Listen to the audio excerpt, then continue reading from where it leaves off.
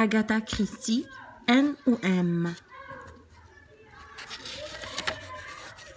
Traduit de l'anglais par Michel Le Houbi.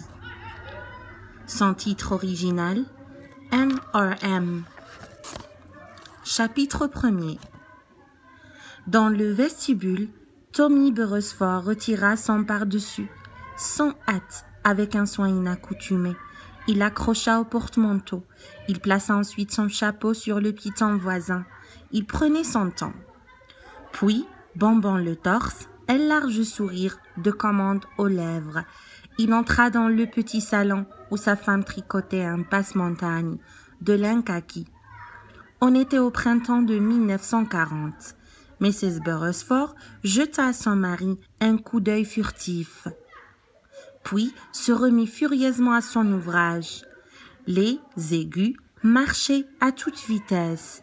Au bout d'une minute ou deux, elle dit « Rien de neuf dans les journaux du soir ?» Tommy répondit « La guerre éclaire, approche. Des choses vont mal en France. »« Oui, fis-tu penses. La vie n'est pas gaie. » Il y eut un silence que Tommy rompit soudain. « Alors, dit-il, pourquoi ne me demandes-tu rien? Tu n'as pas besoin de faire preuve de tant de tact. » Je sais, il y a dans le tact quelque chose d'irritant. Mais si je t'interroge, ça t'irritera encore plus. Et puis, à quoi bon? Je suis au courant. C'est écrit sur ta figure. J'ai l'air si lugubre. Non, mais ton sourire forcé est à vous briser le cœur. Tommy fit la grimace. Il est si laid. Que ça? Il est pire. Allons, vas-y, ça ne colle pas. Ça ne colle pas? Ils ne veulent de moi nulle part. Avoir 46 ans et être considéré comme un vieux grand-père qui dodeline du chef. C'est dur à encaisser, armée de terre. Marine, aviation, affaires étrangères, partout c'est la même réponse. Je suis trop vieux. Peut-être me fera-t-on signe plus tard. En somme, dis-tu penses, c'est comme pour moi. Ils ne veulent pas de femmes de mon âge, ni comme infirmières, ni comme n'importe quoi, des poupées aux joues roses, qui n'ont jamais vu une blessure et qui ne savent même pas stériliser un pansement. Voilà ce qu'ils me préfèrent. De 1915 à 1918, j'ai pourtant trouvé le moyen de me rendre utile. 3 ans dans les salles d'opération, dans des services chirurgicaux, au volant d'un camion ou de la voiture d'un général. Tout ça, j'ose le dire, avec un certain succès. Ça devrait compter. Eh bien non. Pour eux, qu'est-ce que je suis? Une femme d'un certain âge, embêtante et crampant, parce qu'elle ne veut pas rester chez elle à faire du tricot, comme elle le devrait. Saleté de guerre, proclama Tommy placidement. C'est déjà si empoisonnant d'avoir une guerre, ajouta, tu penses? Si en plus on vous refuse le droit d'y faire quelque chose, c'est la fin de tout. Tommy dit, pour la consoler, heureusement, ils ont réussi à employer Déborah. Oui, admit la maman de Déborah, et je suis persuadée qu'elle ne se débrouille pas mal. Mais je crois, Tommy, que je lui en remonterai encore. Ce ne serait sans doute pas son avis à elle, tu penses, soupira. Les enfants sont quelquefois bien agaçants, particulièrement quand ils vous accablent de gentillesse. Tu as raison, murmura Tommy. Le jeune de Rec a eu une façon de rendre hommage à mes mérites, qui est plutôt dure à avaler. On sent si bien qu'il pense, pauvre vieux papa. En fait, conclut tu penses, nous avons des enfants adorables, mais exaspérants. La tendresse de son regard tandis qu'elle parlait des jumeaux donnait un éclatant démenti à la seconde partie de cette affirmation. Je crois, dit Tommy d'un air pensif, que les gens ont de la peine à admettre qu'ils sont d'âge rassis et que leur heure est passée. Tu penses, secoua la tête et fit un mouvement d'impatience qui envoya rouler sur le parquet les chevaux de l'âne qui reposait dans son giron. Elle protesta. Est-ce que notre heure est passée, ou n'est-ce pas plutôt qu'on voudrait nous le faire croire? J'en arrive quelquefois à me demander si nous avons jamais rendu des services. Moi, je réponds, oui, dit Tommy. Je le crois, poursuivit-elle. Je suis même sûre qu'une fois, j'ai eu l'impression que nous avions fait quelque chose de très bien.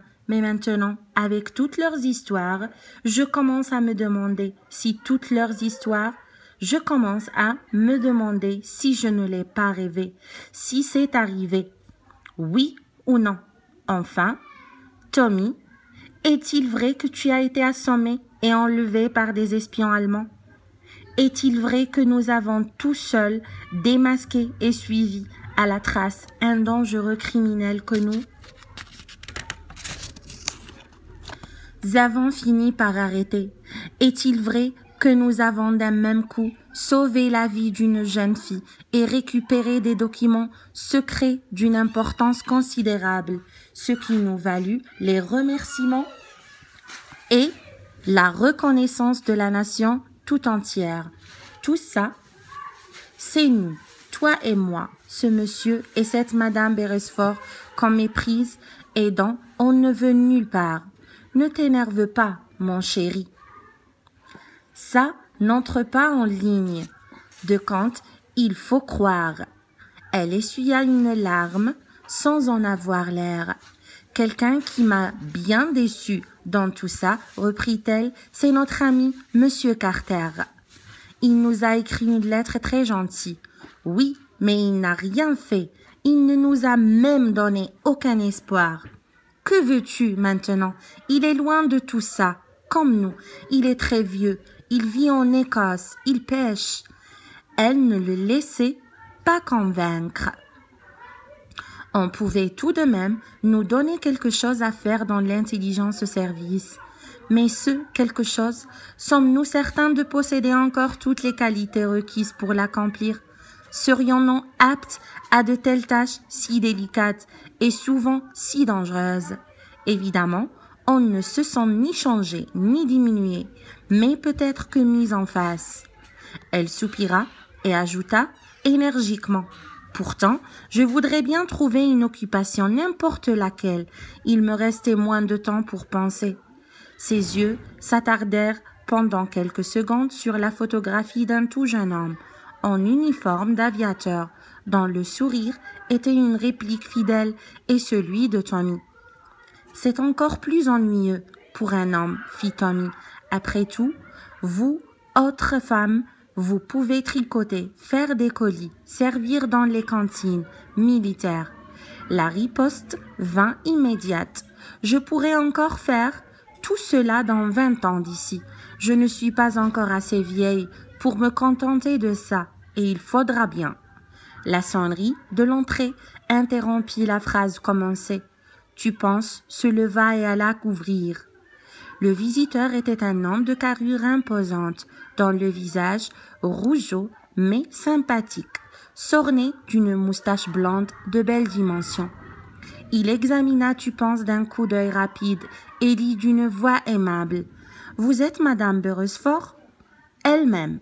Je m'appelle Grand. Je suis un ami de Lord Estampton. Et c'est lui qui m'a conseillé de venir vous voir, vous et votre mari. Entrez donc, je vous en prie. » Elle le précéda dans le petit salon et fit les présentations. « Mon mari, le capitaine. »« Non, monsieur. Monsieur Grand, un ami de monsieur Carr, de Lord Estampton. » Elle s'était repris. Le nom de guerre de l'ancien chef de l'intelligence service, monsieur Carter, lui venait toujours plus facilement aux lèvres que le titre véritable de son vieil ami. Ils bavardèrent tous les trois pendant quelques minutes. Grand était un causeur agréable et un homme qui ne faisait pas de manières. Puis, Tupence s'absenta pour revenir bientôt avec une bouteille de xéré et des verres. La conversation continua. « Je me suis laissé dire, Beresford fit Grand, au bout d'un instant, que vous cherchiez un emploi, Une lueur s'alluma dans les prunelles de Tommy. C'est exact. Est-ce que ça signifierait que Grand sourit et fit non de la tête. Oh non, non, il ne s'agit pas de ça. Ce travail-là, il faut le laisser aux jeunes et à ceux qui le font depuis des années.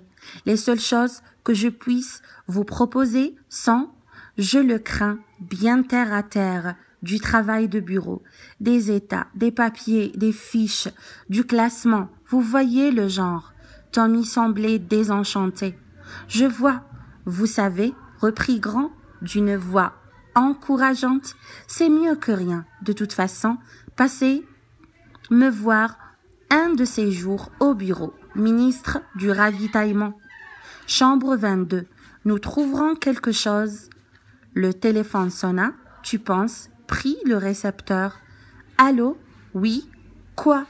On entendait le nasillement d'une voix haut perchée qui, à l'autre bout du fil, parlait à une cadence précipitée. Tu penses changer de visage. Mais quand? Bien entendu, j'arrive. Remettant l'appareil en place, elle dit à Tommy. C'était Maureen. Je m'en doutais. J'ai reconnu sa voix d'ici. Tu penses se tourner vers Monsieur Grand. Je suis navrée, lui expliquait-elle. Mais il faut absolument que je cours chez cette amie. Elle a fait une chute et s'est foulée la cheville. Elle n'a chez elle que sa fille, qui est toute petite. Je vais aller voir qui peut s'occuper d'elle.